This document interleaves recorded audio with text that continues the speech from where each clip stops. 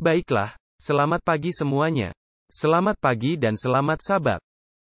Semoga pagi Anda menyenangkan sejauh ini, dan semoga Anda menikmati seri yang telah kita pelajari mengenai raja-raja. Kita hampir selesai. Kita memiliki pelajaran hari ini, dan satu raja lagi setelah ini untuk dipelajari. Dan bagi mereka yang bergabung dengan kami untuk pertama kalinya dalam seri raja-raja ini, Anda akan ingat bahwa semua raja yang kami lihat berasal dari kerajaan selatan, kerajaan Yehuda. Sayangnya, tidak ada raja yang baik di kerajaan Israel, di 10 suku. Jadi kita telah melihat secara khusus kerajaan Yehuda, tetapi kita telah berfokus pada raja-raja yang baik, di mana Tuhan telah bekerja melaluinya untuk bangsa Israel. Tapi teman-teman, sebelum kita masuk ke pelajarannya, sebelum kita mulai melihat firman-Nya, tolong bagikan pujian syukur Anda. Kami senang mendengar dari Anda semua. Silakan ketik saja di kolom komentar di bawah. Mari kita berbagi pujian syukur kita tentang betapa baiknya Tuhan kepada kita dalam seminggu terakhir ini. Baiklah, saya akan mengundang Anda semua untuk menundukkan kepala bersama saya untuk berdoa saat kita akan mulai. Nah sebelumnya, sebenarnya izinkan saya membagikan pujian syukur saya, maafkan saya untuk itu, saya lupa. Tapi pujian saya adalah program SALT akan segera dimulai untuk tahun ini. Jadi kami mulai, saya yakin di tanggal 10 April tanggal 11 April kelas akan dimulai. Ini akan menjadi sangat sibuk di sekitar sini. Tapi saya memuji Tuhan karena menyediakan bagi kami akomodasi bagi para siswa yang akan datang. Dan biasanya mereka masuk di saat terakhir. Tapi Anda tahu, senang melihat bagaimana Tuhan masih mengirimkan orang-orang muda, khususnya yang ingin dilatih dalam pekerjaannya dan firman-Nya. Jadi mohon doakanlah kami, karena ini selalu merupakan upaya besar, karena kami berurusan dengan hati dan pikiran orang-orang muda. Dan bahkan beberapa orang dewasa yang datang dan bergabung dengan kami juga. Baiklah, tolong bagikan pujian syukur Anda. Tapi untuk saat ini, mari kita menundukkan kepala saat kita mencari Tuhan dalam doa. Mari berdoa. Bapa di surga, sekali lagi terima kasih banyak atas kesempatan ini, untuk hari Sabat yang diberkati ini. Sehingga kami dapat datang dan menghabiskan waktu dalam firman-Mu, sementara kami belajar bersama ya Tuhan, kami hanya meminta agar Engkau bersama kami. Agar Engkau membimbing kami dan memimpin kami dengan Roh Kudus-Mu. Dan agar firman-Mu akan menjadi pedang bermata dua, yang akan memberi kami pemahaman yang akan menghapus dosa. Tetapi juga meyakinkan kami dan membantu kami untuk naik lebih tinggi juga. Jadi pimpin kami sekarang ya Tuhan, kami berdoa dalam nama Yesus. Amin. Baiklah, raja yang kita pelajari hari ini adalah raja yang baik, Raja Hizkia. Mungkin raja terbaik dari semua raja Israel dan Yehuda, tentu saja Israel tidak memiliki raja yang baik. Tapi mari kita masuk ke ayat pertama kita di sini untuk pagi ini. Mari kita buka Alkitab kita ke 2 Tawari 29 ayat 1 dan 2. Hizkia berumur 25 tahun pada waktu ia menjadi raja. Dan 29 tahun lamanya ia memerintah di Yerusalem. Nama ibunya ialah Abia, anak Zaharia. Ia melakukan apa yang benar di mata Tuhan, tepat seperti yang dilakukan Daud, bapa leluhurnya. Jadi kita lihat di sini bahwa dia adalah raja yang baik. Dia memerintah 29 tahun. Dan dia mulai pada usia muda, usia 25 tahun. Tapi apa latar belakangnya? Nama ayahnya sebenarnya adalah Ahaz. Mari kita baca tentang dia dengan cepat, ya. Maaf, saya salah arah. 2 Tawari 28 ayat 22-25. Dalam keadaan terdesak itu Raja Ahaz ini, malah semakin berubah setia terhadap Tuhan. Ia mempersembahkan korban kepada para allah orang Damsyik yang telah mengalahkan dia. Pikirnya, yang membantu raja-raja orang Aram adalah para allah mereka, kepada merekalah aku akan mempersembahkan korban. Supaya mereka membantu aku juga, tetapi allah-allah itulah yang menjadi sebab keruntuhan bagi dia dan bersama-sama dengan dia bagi seluruh Israel. Ahaz mengumpulkan perkakas-perkakas rumah Allah dan menghancurkannya. Ia menutup pintu rumah Tuhan.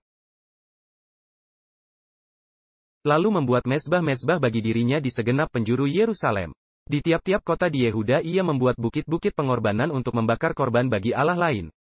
Dengan demikian ia menyakiti hati Tuhan, Allah nenek moyangnya. Dia adalah raja yang jahat.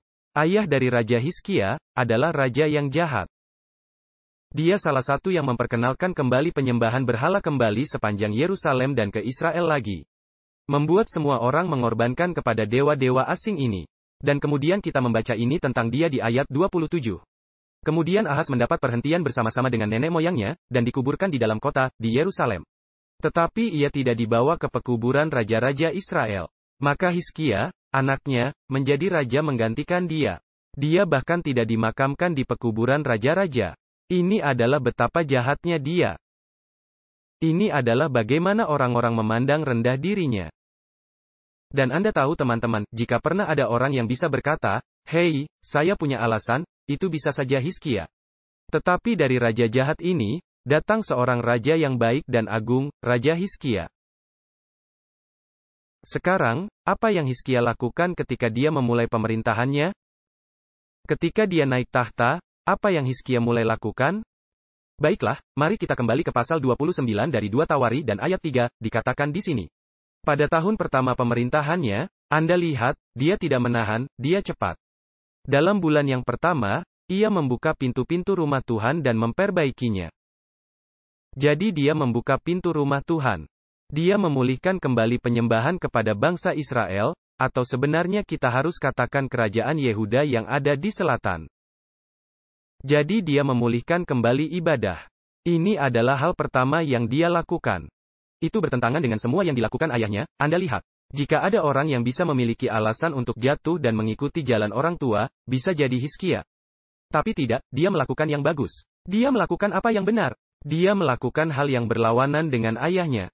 Tapi apalagi, ayat 4 dan 5. Ia mendatangkan para imam dan orang-orang Lewi, dan mengumpulkan mereka di halaman sebelah timur. Katanya kepada mereka, "Dengarlah, hai orang-orang Lewi, sekarang kuduskanlah dirimu dan kuduskanlah rumah Tuhan, Allah nenek moyangmu. Keluarkanlah kecemaran dari tempat kudus." Jadi dia mengembalikan kembali kepemimpinan spiritual. Dia membawa orang Lewi kembali dan dia berkata, "Keluarkanlah kecemaran dari tempat kudus ke tempat ibadah." Dia membersihkan bait suci, dia membersihkan tempat ibadah, dia bawa kembali kepemimpinan spiritual. Seorang raja, Anda tahu, dia tidak hanya fokus mengatur urusan politik, tidak. Hal pertama yang dia lakukan adalah kembali kepada Tuhan, tapi bukan itu saja. Ayat 6. Karena nenek moyang kita telah berubah setia. Mereka melakukan apa yang jahat di mata Tuhan, Allah kita. Telah meninggalkannya, mereka telah memalingkan muka dari kediaman Tuhan dan membelakanginya. Dia memiliki pemahaman yang benar tentang kondisi negara. Ketika tidak ada kemakmuran fisik dan material, dia menyadari bahwa itu karena Tuhan tidak bersama mereka. Dia tidak bekerja lebih keras untuk menebang lebih banyak pohon, menggali lebih banyak emas dan membangun benteng dan rumah yang lebih besar, tidak. Hal pertama yang dia lakukan adalah kembali kepada Tuhan. Dia memiliki pemahaman yang benar bagaimana bangsa Israel, nenek moyangnya, bahkan ayahnya, telah melanggar hukum Tuhan dan telah melawan dia. Apalagi yang telah dilakukan? Apalagi yang mereka lakukan? Ayat 7-9. Bahkan mereka menutup pintu-pintu balai rumah Tuhan dan memadamkan segala pelita. Mereka tidak membakar korban ukupan dan tidak mempersembahkan korban bakaran bagi Allah orang Israel di tempat kudus. Bisakah Anda mempercayainya? Ibadah telah berhenti. Dan kemudian dalam ayat 8. Sehingga murka Tuhan menimpa Yehuda dan Yerusalem. Ia membuat mereka menjadi kengerian, kedahsyatan dan sasaran suitan seperti yang kamu lihat dengan matamu sendiri. Karena hal itulah nenek moyang kita tewas oleh pedang, dan anak-anak lelaki dan anak-anak perempuan kita beserta istri-istri kita menjadi tawanan. Memang benar teman-teman, itu benar. Kadang-kadang kita mengalami cobaan dan masalah dan kesengsaraan, karena kita sendiri, sebagai umat Tuhan telah membawanya ke atas diri kita sendiri. Kita telah memberontak melawan Tuhan setelah menerima terang dan berkat yang besar. Dan inilah yang Hizkia sadari. Langkah pertama adalah bertobat, berkomitmen kembali kepada Tuhan, kembali ke ibadah sejati. Orang-orang Lewi mulai membersihkan bait suci, dan kemudian surat-surat dikirim ke semua orang untuk datang dan beribadah lagi. Mari kita lanjutkan membaca, tentunya, 2 Tawari pasal 30 ayat 13-16. Kita melewatkan banyak ayat di sini, tapi itu tetap mengikuti, ayat 13. Maka berkumpullah di Yerusalem banyak orang. Suatu jemaah yang sangat besar, untuk merayakan hari raya roti tidak beragi pada bulan yang kedua. Lalu bangunlah mereka menjauhkan mezbah-mezbah yang ada di Yerusalem. Juga semua mezbah korban ukupan disingkirkan dan dibuang ke lembah Kidron. Kemudian disembelihlah domba Paskah pada tanggal 14 bulan kedua. Maka para imam dan orang-orang Lewi merasa malu. Lalu menguduskan dirinya dan membawa korban bakaran ke rumah Tuhan. Mereka berdiri pada tempatnya menurut peraturan yang berlaku bagi mereka masing-masing, sesuai dengan Taurat Musa, abdi Allah itu. Para imam menyiramkan darah yang diterimanya dari orang-orang Lewi. Ada pemulihan pelayanan bait suci, kembali dan membuat semua pengorbanan lagi. Dan kebangunan rohani mulai menyapu seluruh negeri. Teman-teman, cara untuk kebangkitan rohani sangat sederhana. Diulang lagi dan lagi, langkah yang sama, itu akan selalu menjadi hal yang sama. Kita harus kembali kepada Tuhan. Kita harus kembali ke ibadah sejati. Kita harus meletakkan semuanya pada tempatnya. Tuhan yang pertama, hukumnya yang pertama, ibadah yang pertama. Lihat ini. Dalam Yeremia pasal 6 ayat 16. Itu tidak berubah. Beginilah firman Tuhan, ambillah tempatmu di jalan-jalan dan lihatlah, tanyakanlah jalan-jalan yang dahulu kala. Di manakah jalan yang baik, tempuhlah itu, dengan demikian jiwamu mendapat ketenangan. Teman-teman, kita butuh agama zaman dulu itu. Jika itu berhasil di masa lalu, itu akan berhasil lagi. Jika kita menjadikan Tuhan sebagai pusat kehidupan kita, sebagai seluruh keberadaan kita, saya katakan bahwa berkat akan datang. Berkat akan mengikuti jalannya. Tuhan akan bersama kita lagi. Dia akan memimpin kita, Dia akan menopang kita, Dia akan menyediakan bagi kita dan Dia akan memakmurkan kita. Teman-teman, namanya akan dimuliakan di seluruh bumi jika kita menjadikan Dia pusat kehidupan kita lagi hari ini. Tapi mari kita terus membaca, 2 Tawari 30 ayat 17-20. Sebab ada banyak di antara jemaah yang tidak menguduskan dirinya. Sehingga menjadi tugas orang Lewi untuk menyembelih domba-domba Paskah bagi setiap orang yang tidak dapat menguduskannya bagi Tuhan karena ia tidak tahir. Sebab sebagian besar dari rakyat terutama dari Efraim, Manasye, Isakhar dan Zebulon tidak mentahirkan diri. Tahukah Anda bahwa keempat suku ini, mereka bukan dari kerajaan selatan? Tetapi mereka akan datang dan beribadah juga. Mereka tidak mentahirkan diri, namun mereka memakan Paskah, walaupun tidak sesuai dengan apa yang ada tertulis. Tetapi Hizkia berdoa untuk mereka, katanya, Tuhan, yang baik itu, kiranya mengadakan pendamaian bagi semua orang. Yang sungguh-sungguh berhasrat mencari Allah, yakni Tuhan, Allah nenek moyangnya, walaupun ketahiran mereka tidak sesuai dengan tempat kudus. Tuhan mendengar Hizkia dan membiarkan bangsa itu selamat. Orang-orang datang dari mana-mana, bahkan di luar Yehuda dan Benyamin. Ada suku-suku lain yang mendengar tentang bagaimana penyembahan dipulihkan. Orang-orang keluar secara tiba-tiba. Mereka datang kembali untuk menyembah Tuhan. Mereka datang kembali untuk mengambil bagian dalam Paskah. Dan meskipun mereka najis, para imam mempersembahkan korban bagi mereka untuk menyucikan mereka, dan Hizkia akan mendoakan mereka. Meskipun mereka dalam tanda kutip tidak mengikuti tata cara pembersihan yang benar, namun hati mereka berada di tempat yang tepat. Tuhan mendengar doa mereka, Tuhan mendengar doa-doa Hizkia. Dan Dia menyucikan mereka. Ada kebangunan rohani yang melanda seluruh negeri, dan teman-teman, terkadang yang diperlukan hanyalah satu orang baik untuk berdiri dan melakukan yang benar.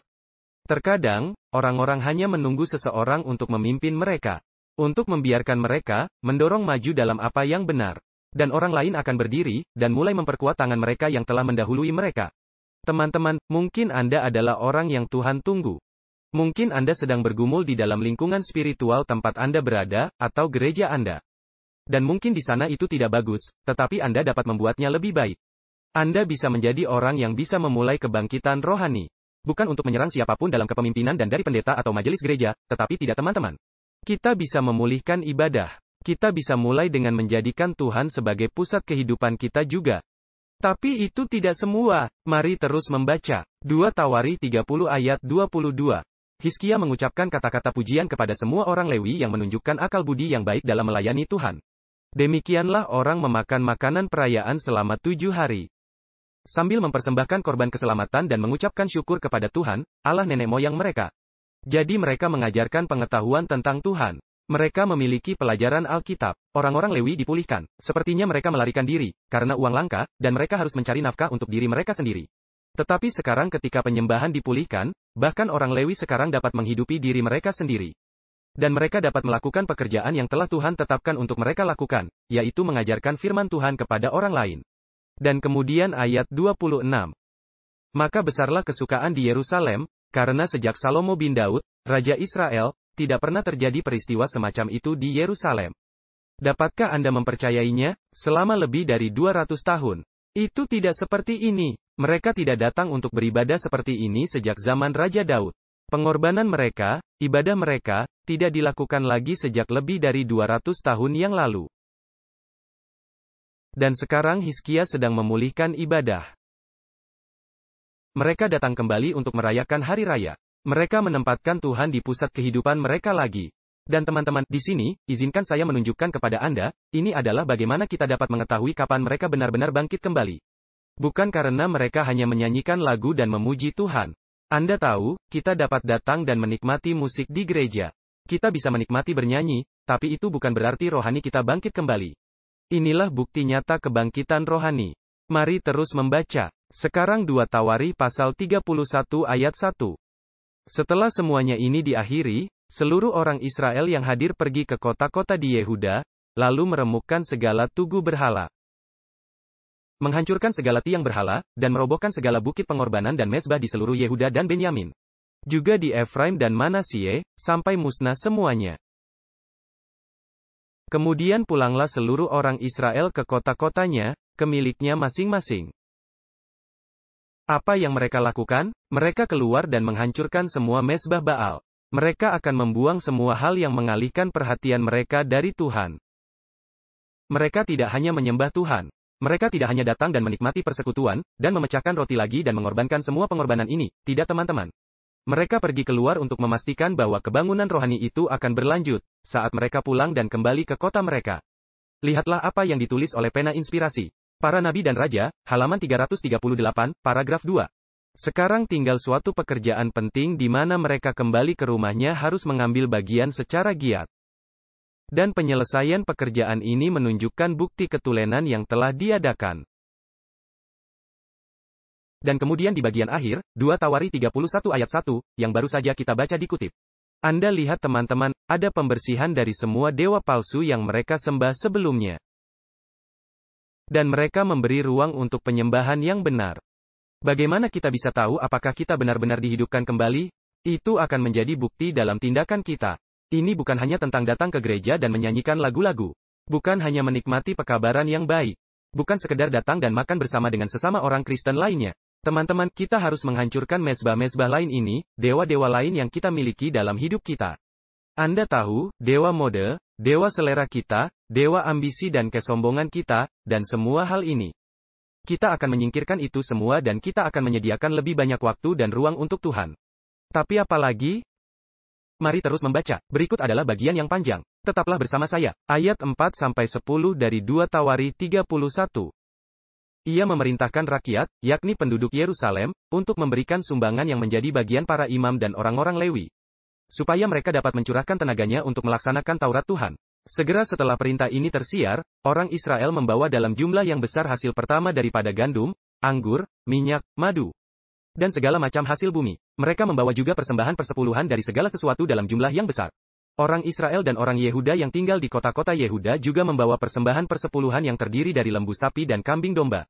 Dan persembahan persepuluhan yang terdiri dari persembahan kudus yang telah dikuduskan bagi Tuhan Allah mereka. Semuanya itu diletakkan mereka bertimbun-timbun. Mereka mulai membuat timbunan itu pada bulan yang ketiga, dan mereka selesai pada bulan yang ketujuh. Hizkia dan para pemimpin datang melihat timbunan itu, dan mereka memuji Tuhan dan umatnya, orang Israel.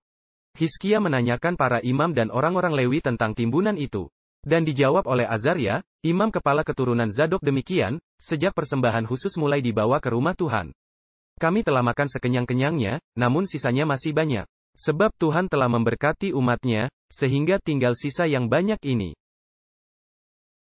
Apa yang kita lihat di sini teman-teman? Ini adalah pemulihan persepuluhan dan persembahan. Akhirnya, orang-orang Lewi dan para imam memiliki cukup makanan untuk dimakan lagi. Mereka dapat fokus penuh waktu di bait suci lagi. Anda tahu teman-teman, yang tidak kita sadari adalah ini. Ya memang Hizkia yang memulai kebangkitan dan reformasi lagi, tetapi orang Lewi yang membantu mereka. Merekalah yang membantu memulihkan ibadah sejati. Dan teman-teman, itu ada dalam kekuatan kepemimpinan dan terutama para pendeta. Anda tahu, terkadang sebagai pendeta kita tidak dibayar banyak. Ini seperti, Anda tahu, misi kami, konferensi kami tidak memiliki cukup uang.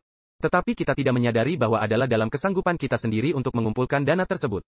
Jika kita membawa kebangkitan dan reformasi kembali ke gereja kita, orang akan membuka dompet mereka. Wanita akan membuka dompet mereka, orang akan mulai memberi lagi. Dan akan ada terlalu banyak di rumah Tuhan, sehingga kita harus sampai pada titik ini dan berkata, berhenti, Anda sudah memberi terlalu banyak. Kita tidak tahu apa yang harus dilakukan dengan semua uang ini. Teman-teman, saya telah melihatnya di gereja-gereja saya. Saya telah melihatnya. Anda tahu, ketika saya pertama kali kembali ke jemaat Dah, gereja itu berhutang lebih banyak uang daripada yang diperoleh. Gereja itu berjuang. Dan saya mulai berkhotbah. Itu saja yang saya lakukan. Saat saya mulai berkhotbah, orang-orang bertumbuh dalam firman, kami melihat kebangunan rohani terjadi di seluruh gereja kami. Dan saya beritahu Anda sekarang, setiap bulan kita tidak ada hutang lagi, Tuhan telah sediakan untuk kita.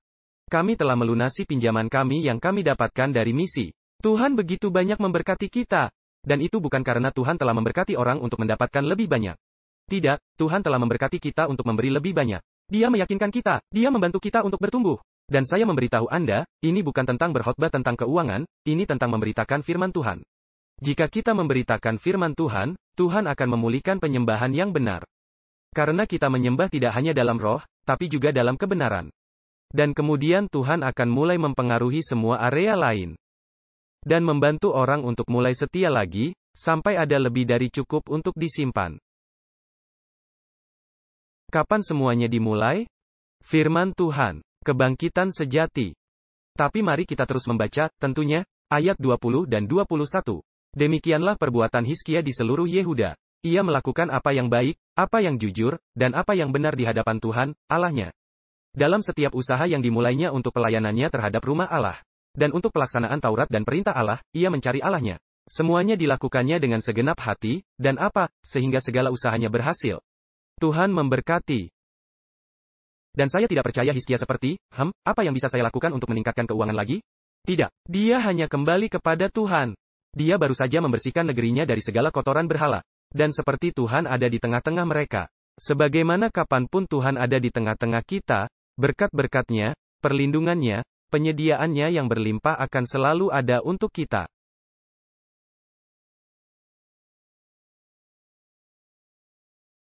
Ini adalah raja hebat, Hizkia.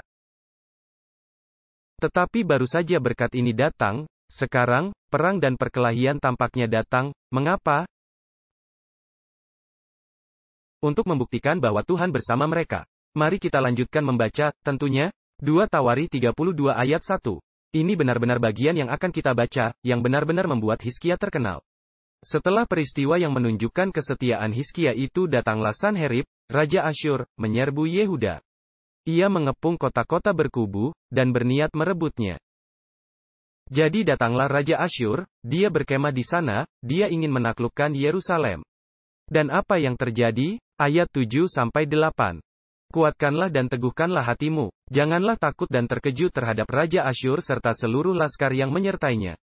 Karena yang menyertai kita lebih banyak daripada yang menyertai dia. Ini Raja Hizkia berbicara, yang menyertai dia adalah tangan manusia, tetapi yang menyertai kita adalah Tuhan, Allah kita, yang membantu kita.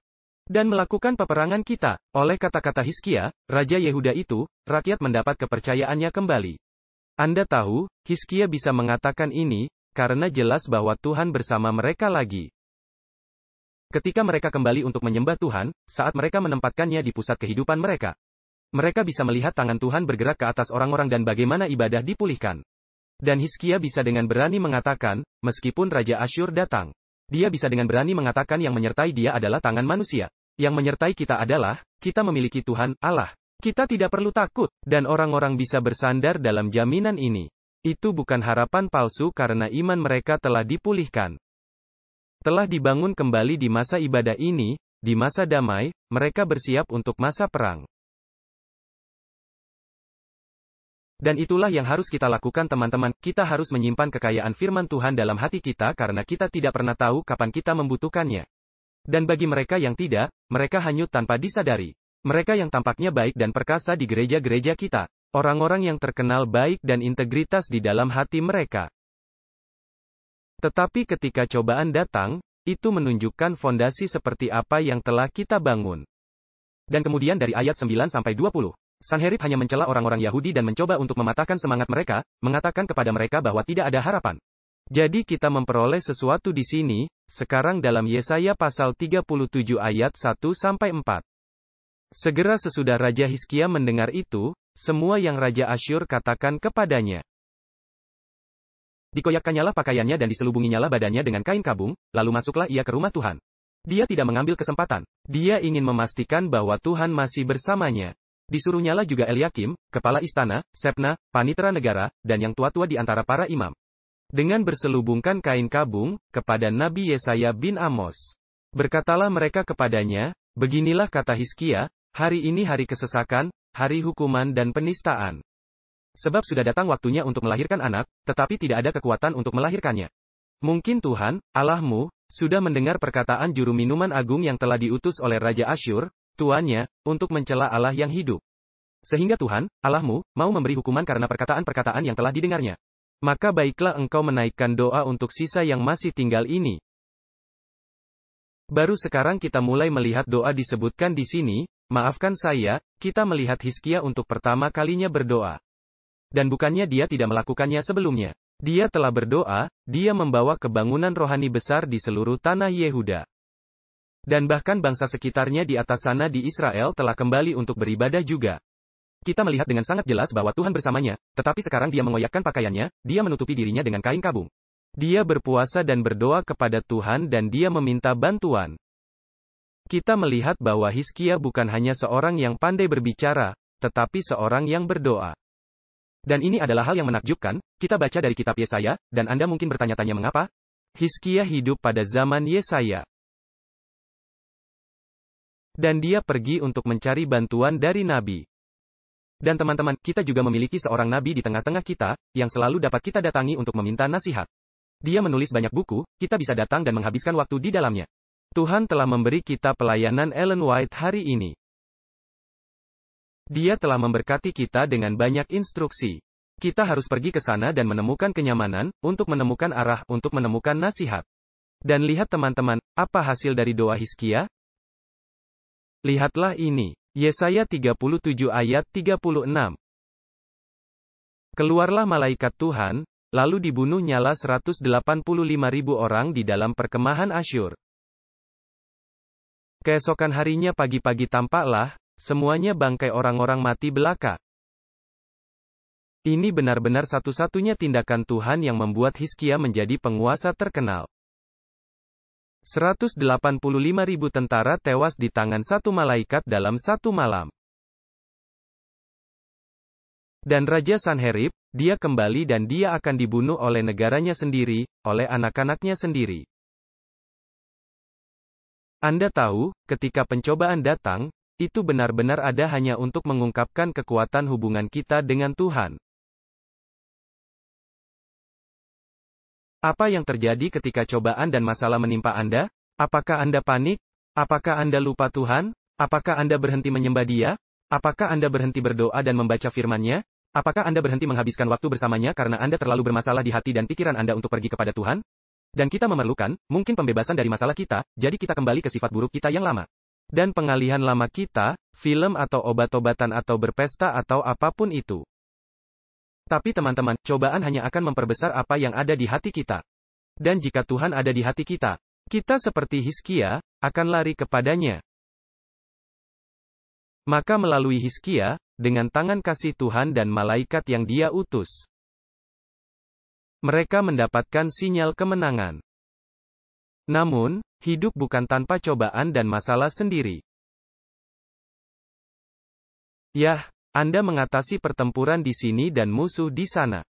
Tetapi hidup melemparkan Anda bola kurva lain. Dan itulah yang terjadi dengan Hizkia. Mari kita lanjutkan membaca di sini dalam Yesaya 38 ayat 1. Pada hari-hari itu Hizkia jatuh sakit dan hampir mati. Lalu datanglah Nabi Yesaya bin Amos dan berkata kepadanya, "Beginilah firman Tuhan, sampaikanlah pesan terakhir kepada keluargamu, sebab engkau akan mati, tidak akan sembuh lagi." Ini adalah bagian lain yang membuat Hizkia terkenal dan Anda akan membacanya sebentar lagi. Tetapi Anda tahu teman-teman, saya punya pertanyaan untuk Anda. Bagaimana reaksi Anda jika seorang nabi datang kepada Anda dan berkata seperti itu? "Oh, Tuhan mengatakan kepada saya bahwa Anda akan mati. Lihat, jika dokter mengatakan itu padaku, saya mungkin pergi dan mencari pendapat kedua. Mungkin masih ada kesempatan. Mungkin orang ini telah salah mendiagnosis saya, bukan? Kita selalu harus mendapatkan pendapat kedua. Tetapi jika seorang nabi berkata, Tuhan berkata, rapikan rumahmu, kamu akan mati. Harapan apa yang masih kita miliki, bukan? Tapi tidak demikian dengan Hizkia.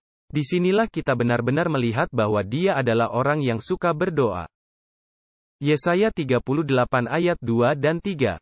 Lalu Hizkia memalingkan mukanya ke arah dinding dan ia berdoa kepada Tuhan. Ia berkata, Tuhan, ingatlah kiranya, bahwa aku telah hidup di hadapan-Mu dengan setia dan dengan tulus hati. Dan bahwa aku telah melakukan apa yang baik di mata-Mu. Kemudian menangislah Hizkia dengan sangat. Anda tahu, cobaan ini tidak membuat Hizkia berhenti berdoa, ini tidak membuatnya pahit terhadap Tuhan. Dia tidak berkata, Tuhan, lihat semua yang telah kulakukan untukmu. Mengapa engkau mempersingkat hidupku seperti ini? Mengapa engkau tidak menjaga kesehatanku, bukan? Kita tidak tahu mengapa Hizkia sakit. Mungkin dia punya pola makan yang buruk. Dia adalah raja yang baik, tapi dia hanya saja pola makannya yang buruk. Dia tidak menjaga kesehatannya, dia tidak cukup tidur. Kita tidak tahu, tapi dia berdoa kepada Tuhan untuk kesembuhan. Dia berdoa melawan kata-kata seorang nabi. Dan dia mengubah hati Tuhan. Mari kita lanjutkan membaca, ayat 4 dan 5. Maka berfirmanlah Tuhan kepada Yesaya. Pergilah dan katakanlah kepada Hizkia, beginilah firman Tuhan, Allah Daud, bapa leluhurmu. Telah kudengar doamu dan telah kulihat air matamu. Sesungguhnya aku akan memperpanjang hidupmu 15 tahun lagi.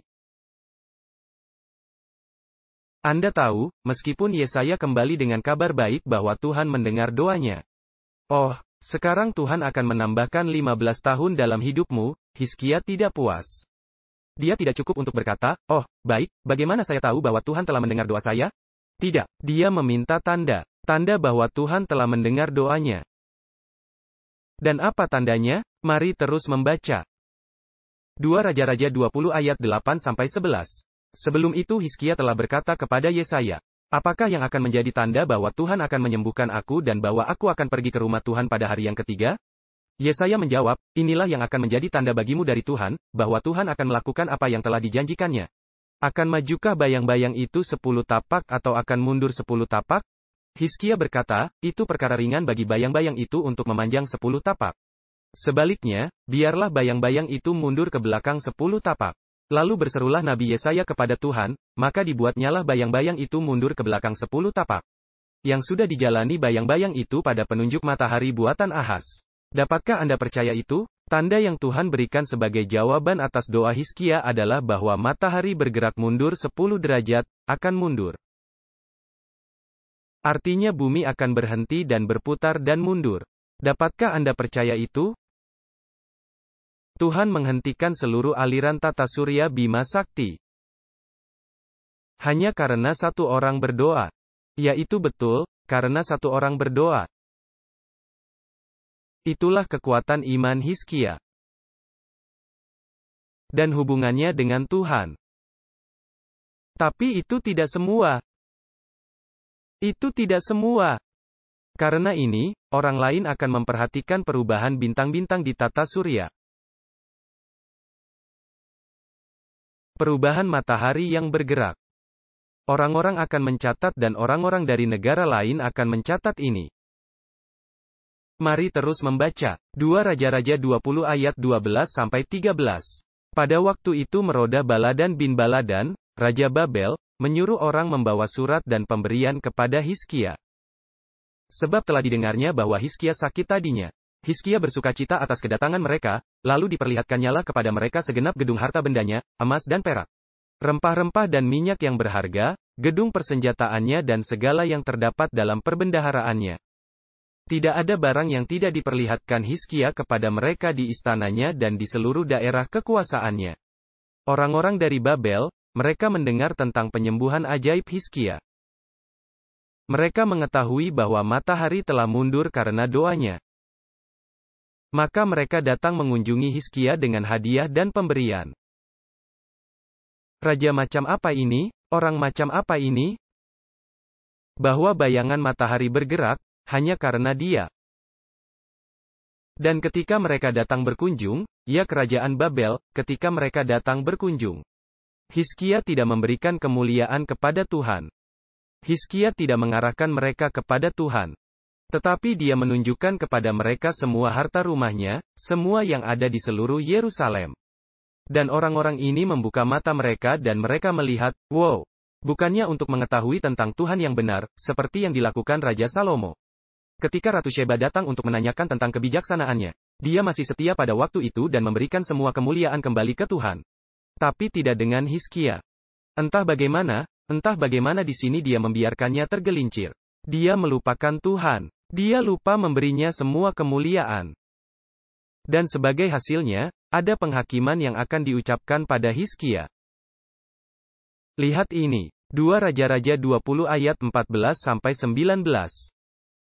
Kemudian datanglah Nabi Yesaya kepada Raja Hizkia dan bertanya kepadanya, apakah yang telah dikatakan orang-orang ini? Dan dari manakah mereka datang?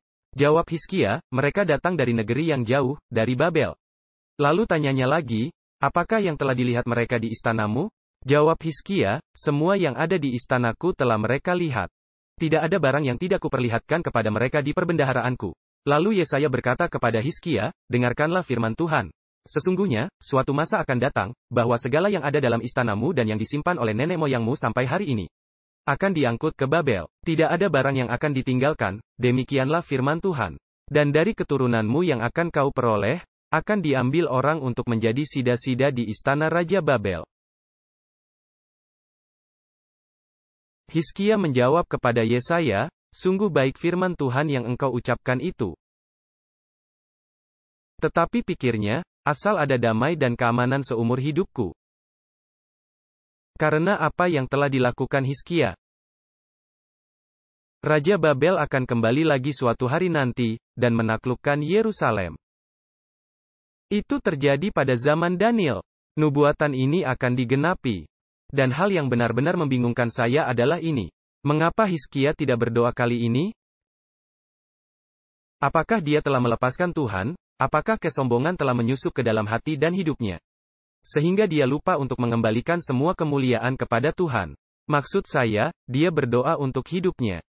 Dia berdoa untuk kerajaan Israel ketika mereka dikelilingi oleh kerajaan Asyur. Dia berdoa, dia tidak hanya memiliki kesejahteraan pribadi untuk dirinya sendiri. Dia memiliki kesejahteraan pribadi untuk kerajaan. Dan ini di masa depan, mungkin dia tidak memiliki kesejahteraan pribadi karena itu sangat jauh, kita tidak tahu. Tapi kenapa Hizkia tidak berdoa? Dia tidak peduli tentang apa yang akan terjadi pada Yerusalem. Dia berkata, sungguh baik firman Tuhan. Tetapi terakhir kali firman Tuhan datang kepadanya bahwa dia akan mati, dia menentangnya dan dia berdoa begitu keras, sehingga dia mengubah firman Tuhan. Tuhan berubah pikiran karena dia. Kita hanya bisa menunjukkan satu fakta bahwa mungkin Hizkia murtad.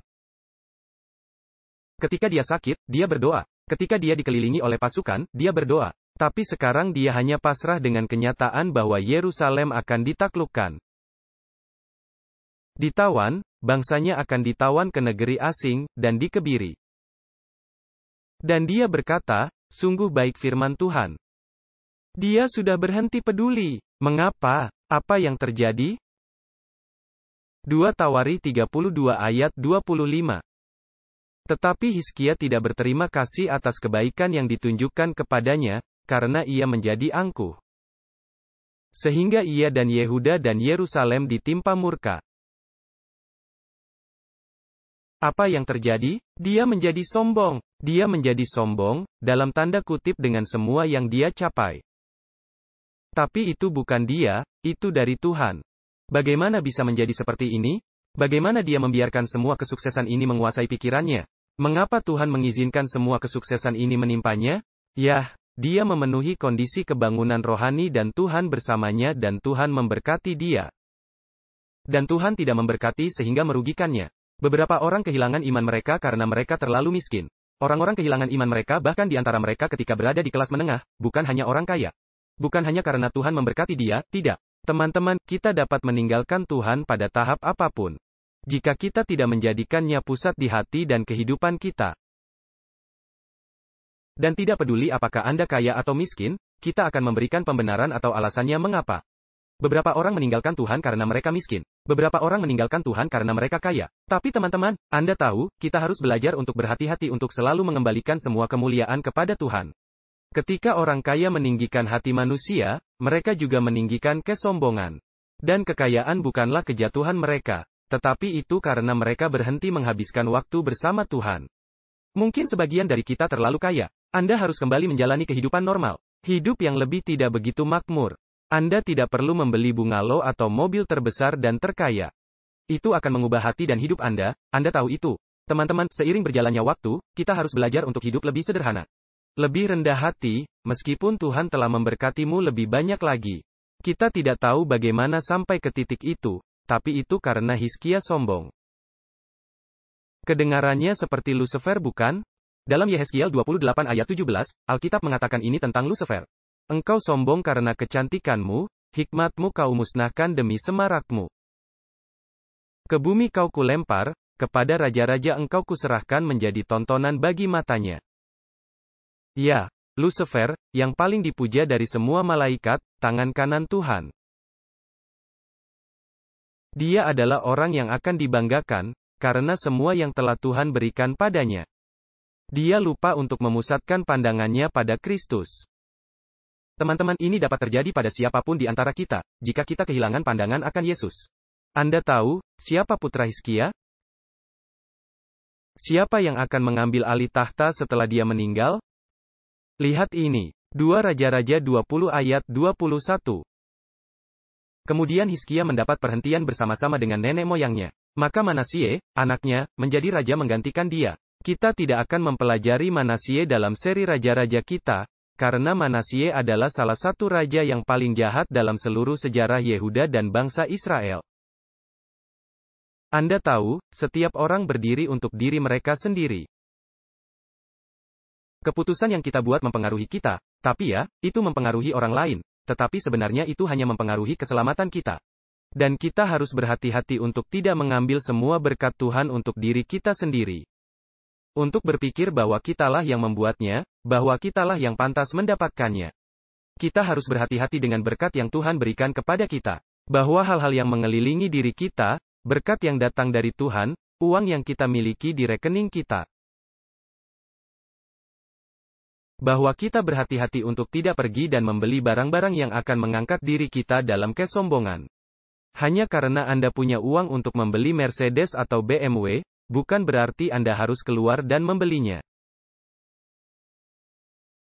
Atau hanya karena Anda punya uang untuk membeli mobil sport seharga $500.000, bukan berarti kita harus keluar dan membeli Porsche atau Ferrari atau Lamborghini. Hal-hal semacam ini, saya beritahu Anda, itu mengubah cara kita bertindak, tidak hanya terhadap orang lain, tetapi juga terhadap Tuhan. Ya, ukuran rumah kita, perabotan yang kita tempatkan di rumah kita. Pakaian yang kita kenakan, tas tangan yang Anda bawa, penampilan Anda, cara Anda berpakaian. Hal-hal yang mengelilingi Anda, ketika Tuhan memberi Anda berkat-berkat ini, itu dapat mengubah hati Anda. Dan kita harus berhati-hati. Kita harus memastikan bahwa kita mengembalikan kepada Tuhan apa yang menjadi miliknya terlebih dahulu. Persepuluhan, persembahan, lebih dari sekedar uang receh di dompet Anda. Waktu pada hari Sabat, dari matahari terbenam sampai matahari terbenam. Dan bahkan selama seminggu, bagaimana Anda menghabiskan waktu Anda? Apakah Anda menempatkan Tuhan di pusat kehidupan Anda? Teman-teman, saya memberitahu Anda, tidak peduli berapa banyak atau sedikit yang Anda peroleh. Melalui sedikit uang yang kita miliki, kita bahkan dapat kehilangan pegangan kita pada Tuhan juga. Kita harus sangat berhati-hati bagaimana kita membelanjakan uang kita. Bagaimana kita menggunakan berkat-berkat yang telah Tuhan berikan kepada kita. Dan jika kita setia pada hari Sabat, kita setia pada perpuluhan dan persembahan kita. Kita setia dalam menghabiskan waktu bersama Tuhan. Saya memberitahumu, Dia akan membimbing kita, dan Dia akan membuat kita tetap rendah hati. Bahkan terutama bagaimana kita menggunakan berkat-berkat yang telah Tuhan berikan kepada kita. Kadang-kadang kita berkata, lihat, Tuhan telah memberkati saya dengan rumah yang besar ini. Tapi Anda tahu, terkadang teman-teman, kita membeli rumah itu dengan berkat yang Tuhan berikan kepada kita di rekening bank kita. Ini bukan berkat Tuhan, mungkin saja ini kutukan setan. Apakah Anda paham? Karena kita belum menggunakan berkat Tuhan dengan cara yang benar. Teman-teman, kita harus sangat berhati-hati agar kita tidak menjadi congkak. Bangga dan sombong dan berpikir, wow, lihat semua yang saya miliki. Semua yang telah saya lakukan, semua yang telah saya selesaikan dan saya capai dalam hidup saya. Ketika kita melihat semua harta benda ini, saya katakan, itu tidak terlihat, tapi pasti mengubah hati kita. Teman-teman, apakah Anda adalah terang bagi dunia dengan berkat-berkat yang Tuhan berikan kepada Anda? Apakah Anda garam dunia yang memberi rasa yang enak untuk semua yang ada di sekitar Anda? Atau orang-orang menjadi iri dengan apa yang Anda miliki, dan mereka bercita-cita menjadi seperti Anda. Tetapi mereka sangat miskin sehingga, oh, jika Tuhan tidak memberkati saya dengan semua harta yang dimiliki orang ini, maka saya tidak mau mengikuti Tuhan. Mungkin terkadang kita memberikan kesan yang salah kepada orang lain tentang siapa Tuhan itu. Mari kita belajar untuk hidup rendah hati, hidup sederhana, sehingga kita tidak menyalahgunakan dan melecehkan pemberian dari Tuhan. Semoga Tuhan membantu kita mencapai tujuan itu dan semoga Tuhan memberkati kita masing-masing, memberi kita kebijaksanaan, kecerdasan, dan terutama rohnya untuk memimpin kita. Tidak hanya bagaimana untuk setia, tetapi bahkan dalam pembelian di dalam hidup kita juga. Agar hati kita benar-benar tetap rendah hati, bahwa kita tidak sombong dan menjauh dari Tuhan pada akhirnya, seperti yang dilakukan Hizkia. Dia adalah yang terbesar dari semua raja Yehuda. Tetapi pada akhirnya sepertinya dia meninggalkan Tuhan. Teman-teman, mari kita berhati-hati, mari kita setia sampai akhir. Mari berdoa. Bapa di surga, Tuhan, ampunilah kami di mana kami telah menyalahgunakan uang kami. Di mana kami tidak menggunakannya dengan benar, di mana kami tidak membelanjakannya dengan bijak. Di mana itu tidak mencerminkan karakter-Mu, tetapi kebanggaan dan keegoisan dan ketamakan kami sendiri. Ya Tuhan, tolong kami dan ampuni kami. Dan ya Tuhan, jika kami perlu menjual sebagian dari harta kami, semoga Engkau meyakinkan kami. Dan bantu kami agar kami dapat memberikan lebih banyak kepada pekerjaan-Mu. Dan tidak menambah lebih banyak lagi pada kehidupan kami. Bantu kami untuk merasa nyaman, tetapi bantu kami lebih dari apapun, untuk merasa puas. Ya Tuhan, bimbing kami dan jadikan petunjuk ini yang kami lihat dari firman-Mu pagi ini terngiang di hati kami. Bimbing kami terus-menerus dengan Roh-Mu adalah permohonan dan doa tulus kami, karena kami berdoa dalam nama Yesus. Amin. Teman-teman, terima kasih telah bergabung dengan kami pagi ini. Tuhan memberkati Anda masing-masing, dan semoga Tuhan membimbing pembelian Anda dan keputusan bisnis Anda, keuangan dan keputusan pendidikan di minggu mendatang ini. Semoga kita ditemukan berjalan lebih dekat dan lebih dekat lagi dengan Tuhan. Selamat tinggal untuk saat ini dan Tuhan memberkati Anda masing-masing.